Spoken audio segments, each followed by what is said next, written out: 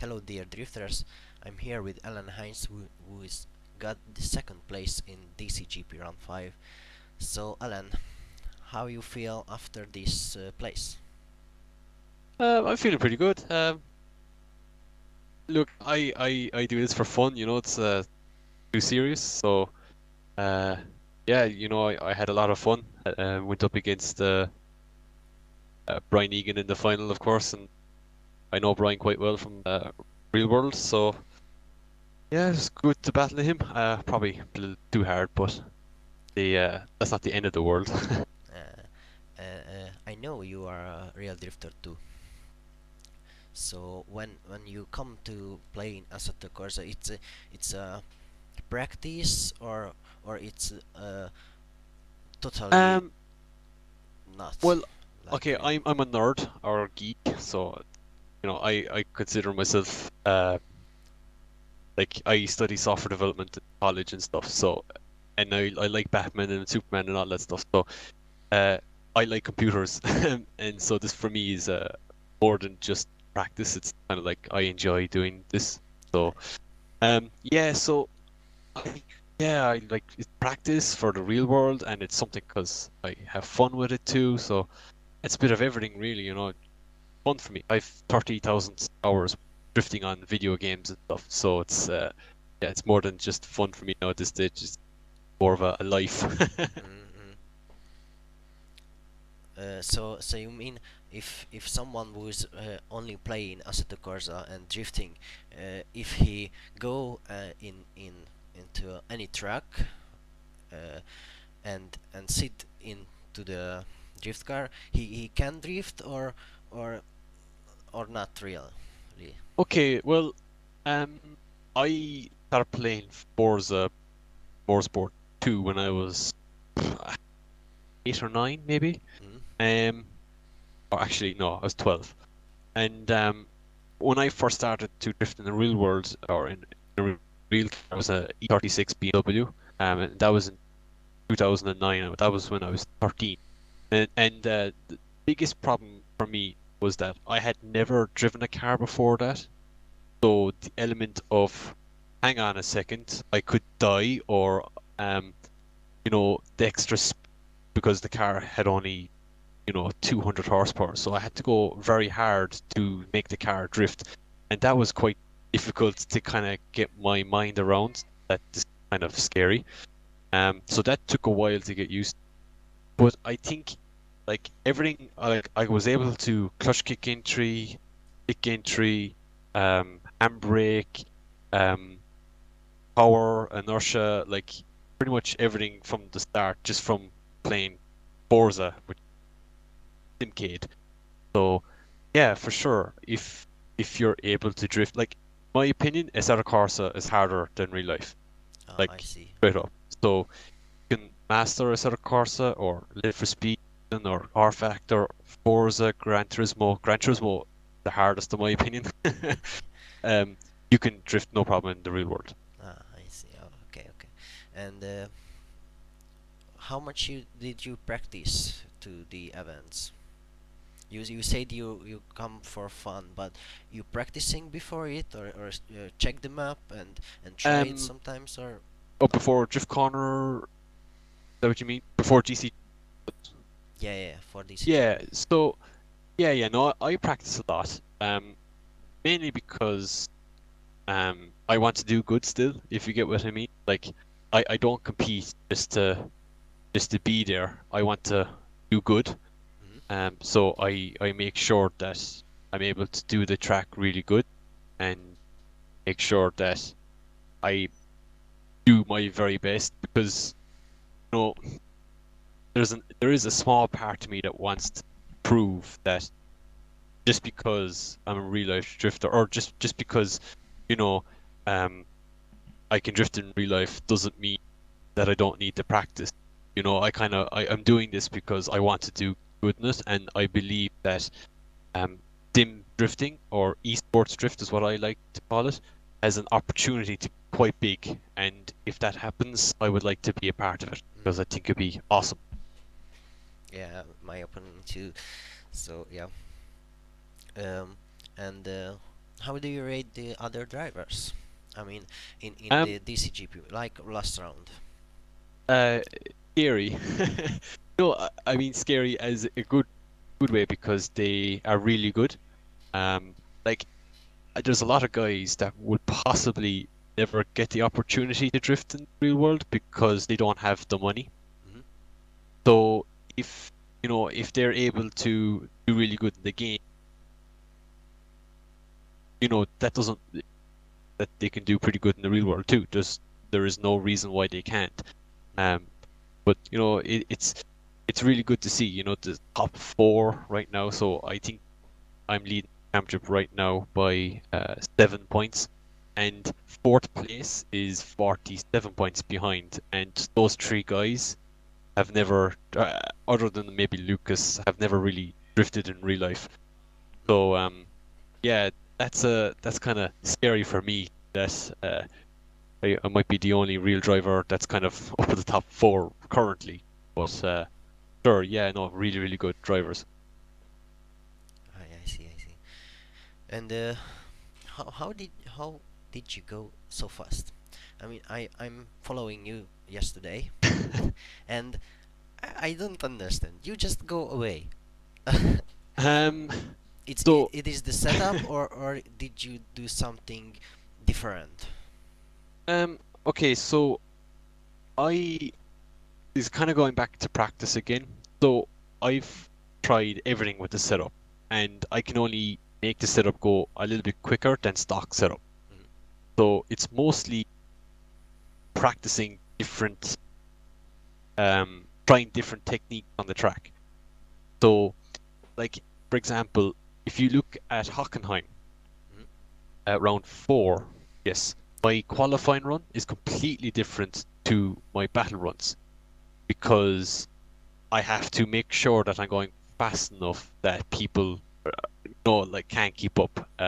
It's it's a very weird way because real world it's the opposite. You want to be as really cool looking in the front and hope that when you chase you do a really good chase run.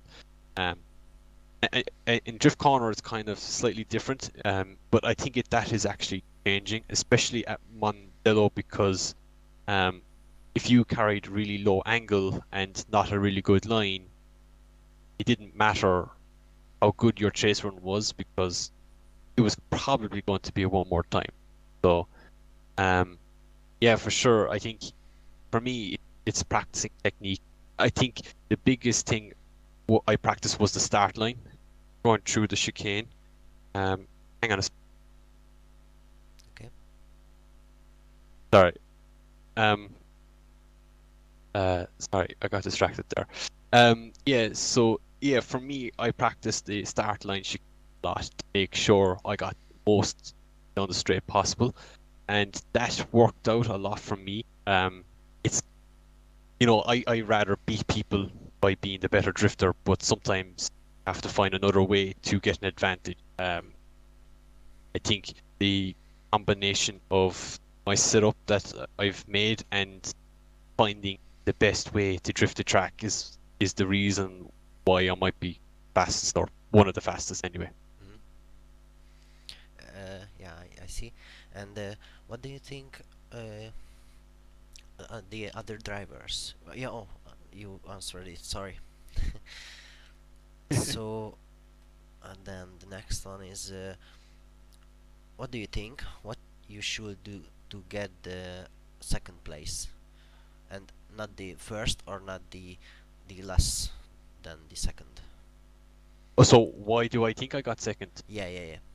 Um, so I did my lead run and I was really happy. I did the chicane really quick and I went into the corner and Brian was chasing. I pulled a big gap. I knew I had a gap, but every run I had up to that point, I didn't have a chase run that I said to myself was like, yes, that was awesome. Mm. So I knew that Lucas got knocked out early. I knew that um, Christoph got knocked out early, and I knew that Ericus got knocked out early-ish. Um, so I knew that I was in the final. I kind of had thought that I might be championship. So I was like, okay, 110%. Let's see what happens. Yeah, it kind of worked out. Well, it didn't work out. I hit Brian, but I just pushed too hard and hit him. Uh, Looking back on it now, I should have backed off because I knew he had some hardware issues. But look, it doesn't matter. It's fun for me. Yeah, what happened happened. Yeah, I see. And what is the most exciting round? All the rounds in this session of DCGP. Um, so Mondello was quite fun. Hockenheim was quite fun. Mondello was more driving, which is better than Hockenheim. Hockenheim was very simple. Um, I didn't do Riga, unfortunately, so I never got a chance to chase anyone on that track or to really drift it properly. And Trackwood, I did not like Trackwood at all. I don't know if it's the R Factor version, or sorry, not the R Factor version, the Corsa version, but it felt difficult to find a good setup for it or balance. And first round was oh for Poznan, yes, Poznan. That's a fun track too. But I'm looking forward to the next one in our Carpax, the 2G kind of event. I personally don't drift a lot of 2G in video games, so that's going to be something different for sure.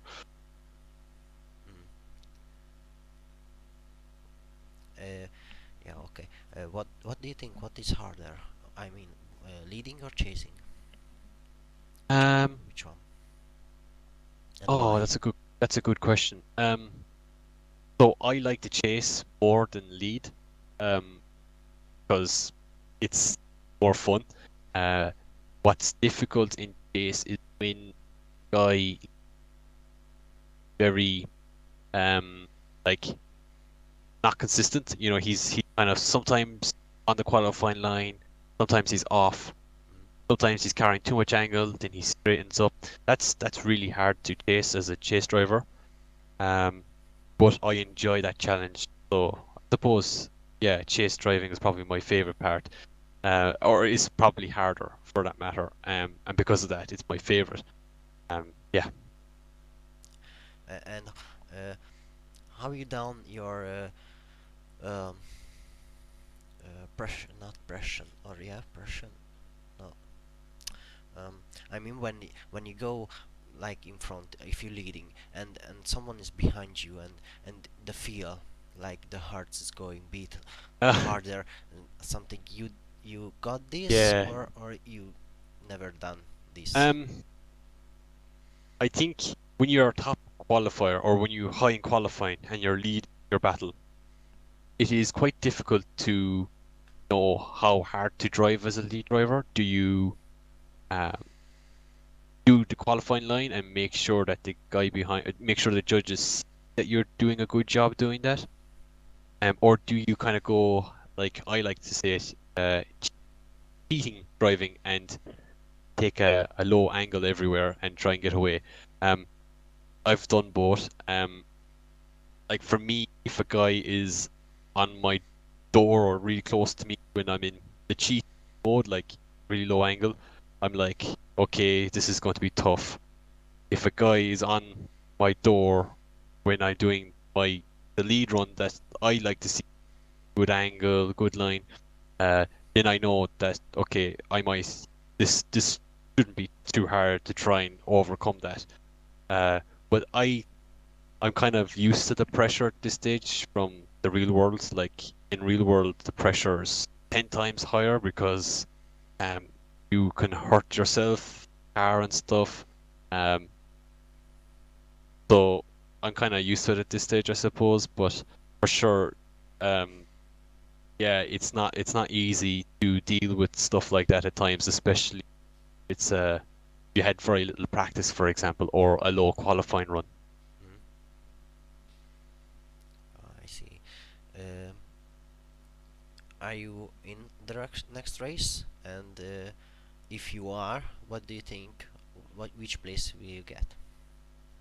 Um, yeah, definitely. I'm gonna do the next one. around 6.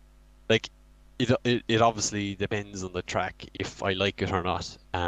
Most tracks, um, I kind of, if I'm not a big fan, I spend a lot more time at it to make sure I get it. Um, so I'd want to keep the lead in the championship, so I'll try and win it. That's my goal every time, is to win. Yeah. But if I get knocked out top 16, or top 32, or if I don't qualify, I'd be kind of sad. But I'm not going to, throw my screen or my monitor out the window. I don't believe in that. Mm-hmm. So yeah, we'll try and win it and see how we go. Ah, nice. Uh, I don't know which car did you use in this run, but did you always use this car, or are you choosing which one is better on this track which is coming? Yeah, so so at the start I used the S50. Oh, I used the 86 last season for the first event. Then I went to the S15. And then for the last event last season, I went to the 180 SX. Um, and then the start of this season, I decided to try all the cars that I like the look of. Mm. So the 180 SX, the S15, the S13, 86, and the 180 SX suited my driving better. It was more stable. I could push it harder. And so I ended up picking the 180 SX. Mm. I was very close to picking the S15 for round 5 Mondello. Um, but again, the 180 SX has brought me good luck, so I decided to stay with it. Yeah, nice. Um, I think that's it. I don't know. Uh, yeah, Okay. that's it. Thank you for the answers and for everything. And I hope we see you in the next round. Yes, awesome. Thanks for having me, guys. Thank you, and guys, see you in the next event.